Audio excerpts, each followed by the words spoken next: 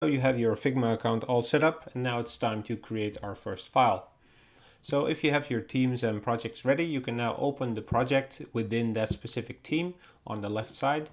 And as you see, there are no files here yet. You can import your files here, but we can also click on New File in the top right corner.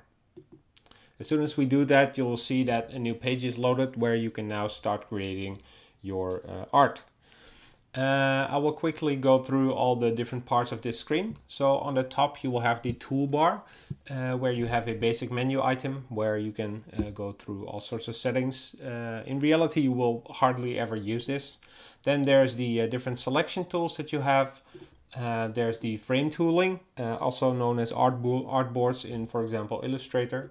Then there are the shape tools, which allow you to make rectangles or lines or ellipses, polygons, etc. There's the pen tool, there's the text tool, and then there's also the comments tool. And on the top right we have our own avatar, our icon, a share button with which we can allow others to see the artboard that we created, a play button to start previewing our prototype, some zoom options as well.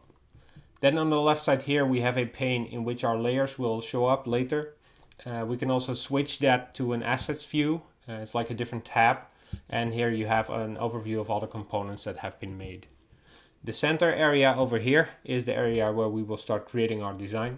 And on the right side we have a panel which is containing 3 different tabs: design, prototype, and code. The design tab is primarily used to set properties for all different shapes and art that you've been making. The prototyping tab will be used in order to make your designs interactive, and the coding tab will allow you to quickly see the CSS code, or for example the Android code for the design that you have been creating. If at any point you find yourself lost or something, there's also a question mark on the bottom right, which you can click to quickly get to some help and resources.